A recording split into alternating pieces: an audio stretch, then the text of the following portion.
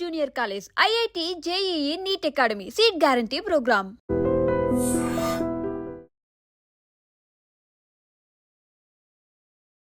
Hi hello నమస్తే welcome to iDream media. నేను మీ శ్రావ్య.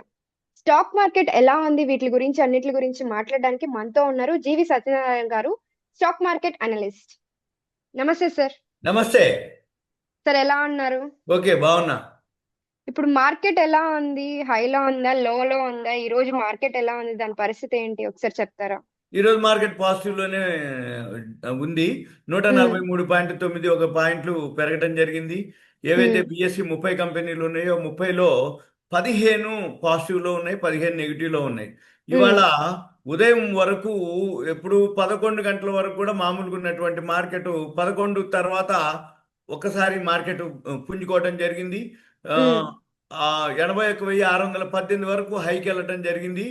81,481లో క్లోజ్ అయింది. అంటే హై నుంచి 140 పాయింట్లు కొంచెం డౌన్ అవటం జరిగింది. ఓవరాల్ గా 143.9 ఒక పాయింట్లు పెరగడం జరిగింది. ఎల్ఎన్టీ అనమాట ఇవాళ లీడింగ్. ఎల్ఎన్టీ రిజల్ట్స్ చాలా బాగా రావటం, దాంతో మార్కెట్లు వాల్యూ ఉన్న స్టాక్స్ కొనటం. దీంతో పాటుగా ఈ రోజు గురువారం వీక్లీ, మంత్లీ, జూలై ఎక్స్పైరీ ఉంది కాబట్టి ఏవైతే షార్ట్ కవరింగ్ కూడా అనుకోవచ్చు, రోల్ ఓవర్లు అనుకోవచ్చు, వీటన్నిటితోటి ఈరోజు మార్కెట్ పాజిటివ్ లో ఉంది. ఇది ఒక న్యూస్. ఇక తర్వాత మనకి మార్కెట్లో ఏముంది అంటే జనరల్ గా ఎప్పుడైనా కానీ మొదట్లో అంటే ఈ లాస్ట్ అనమాట, మంత్ లాస్ట్ వచ్చేటప్పటికి మార్కెట్లో అంటే షార్ట్ కవరింగ్లు ఎక్కువ జరుగుతాయి. స్క్వేర్ అంటే వోల్టాలిటీ అంటాం. తర్వాత ఈ విక్స్ ఒకటి ఉంది, వోల్టాలిటీ ఇండెక్స్, అది డౌన్ అవ్వటం, మన రూపీ ఏదైతే ఉందో స్ట్రాంగ్ అవ్వటం, అంటే డాలర్ కొంచెం తగ్గటం. మళ్ళీ తర్వాత ఇప్పుడు భారత్ అమెరికా ఏదైతే ట్రేడ్ డీల్ ఉందో ఇంకా స్పష్టత రాలేదు. 31వ తారీఖు రేపటితో అయిపోవాలి డీలు, ఎందుకంటే ఆగస్టు 1 నుంచి ఈ ట్రేడ్ డీల్స్ సుంకాలు, టారిఫ్లు అన్ని అమల్లోకి వస్తాయి. అవన్నీ కాలేదు ఒకటి. రెండోది వడ్డీ రేట్లపై ఈ రోజు అమెరికాలో ఫెడరల్ రిజర్వ్ ఉంటుంది. మనకి రిజర్వ్ బ్యాంక్ ఆఫ్ ఇండియా ఎలానో అమెరికాలో ఫెడరల్ రిజర్వ్ ఉంటుంది, వాళ్ళ వడ్డీ రేట్లు నిర్ణయం ఉంది. వీటన్నిటితోటి కొంచెం ఈ ట్రేడ్ డీల్ పై స్పష్టత రాకపోవటం, అమెరికాలో వడ్డీ రేట్ల డెసిషన్ ఉండటం, వీటన్నిటితోటి మార్కెట్లు కొంచెం మళ్ళీ ఎక్స్పైరీ దగ్గరికి రావటం. ఇప్పటి వరకు పడి ఉంది కాబట్టి ఒకసారి కొంచెం షార్ట్ కవరింగ్ అనటం, రిజల్ట్స్ బాగున్న కంపెనీలు వాల్యూ బయింగ్ జరగటం, ఇవన్నిటితోటి మన మార్కెట్లో ఈరోజు 143.9 ఒక పాయింట్లు అంటే పెరగడం జరిగింది. ఇక తర్వాత సెక్టార్లు వచ్చేటప్పటికి మనకి ఈరోజు మాత్రం ఒక ఐటీ సెక్టార్ ఇవాళ బాగా, ఐటీ సెక్టారు, కన్జ్యూమర్ గూడ్స్, ఇవి కొంచెం పాజిటివ్లో ఉన్నాయి. కన్స్ట్రక్షన్ సెక్టారు నిన్న మొన్న బాగా పెరగడం జరిగింది, ఇవాళ అది ఫాలో అవటం జరిగింది. జనరల్గా ఎప్పుడైనా కానీ ఒక సెక్టార్ బాగా పడింది అంటే మళ్ళీ ఇంకో రోజు ఆ సెక్టార్ పెంచుతారు. ఒక సెక్టార్ బాగా పెరిగితే మళ్ళీ రెండో రోజు మూడో రోజు ఆ సెక్టార్ ఫాల్ అవుతుంది.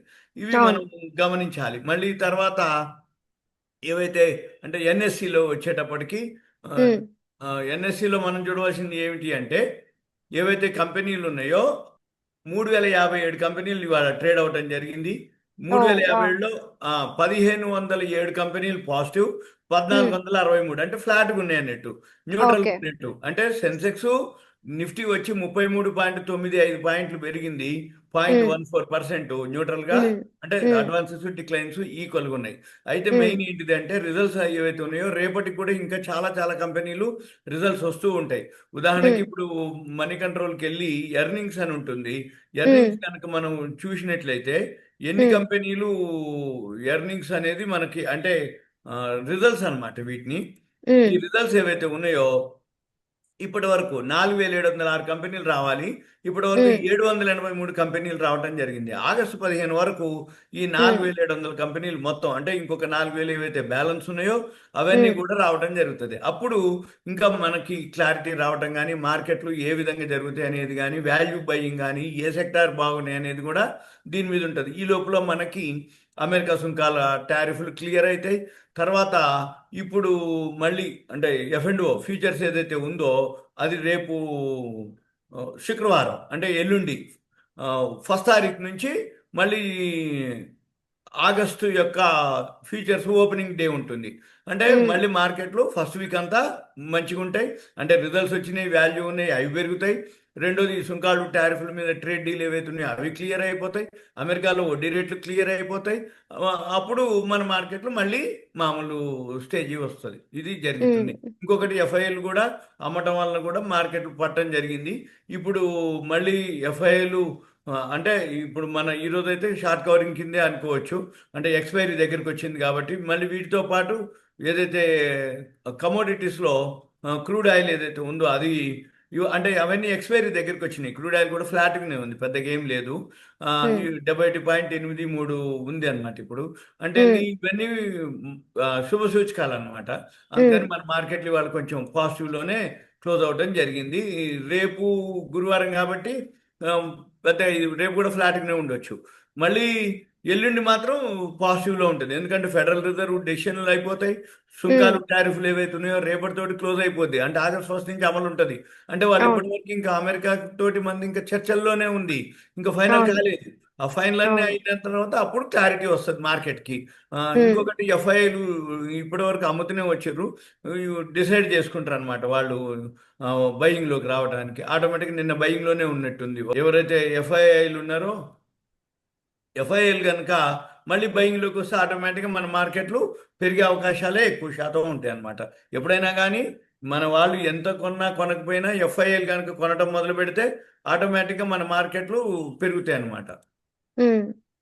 ఇది మనం చూడాలి. ఎఫ్ఐఎల్ నిన్న కూడా అమ్మటం జరిగింది, కంటిన్యూ ఇప్పటి వరకు అమ్మటం జరిగింది. ఇప్పటి వరకు 41,227 కోట్లు అమ్మటం జరిగింది. ఇక ఈ రోజు మరి మళ్ళీ చూడాలి, వాళ్ళు ఎప్పుడైతే బయింగ్ లోకి వస్తారో ఆటోమేటిక్గా మన మార్కెట్లు పెరిగే అవకాశాలు ఉంటాయి. ఓకే, మనకి ఇప్పుడు జీరో టారిఫ్ కూడా నడుస్తుంది కదా యూకే తోటి. అవును, దాని వల్ల అంటే ఎప్పటి నుంచి అది స్టార్ట్ అవి అవుతుంది? పాజిటివే, మనకి పాజిటివే. కానీ అవన్నీ ఇంకా స్టార్ట్ అవ్వాలి.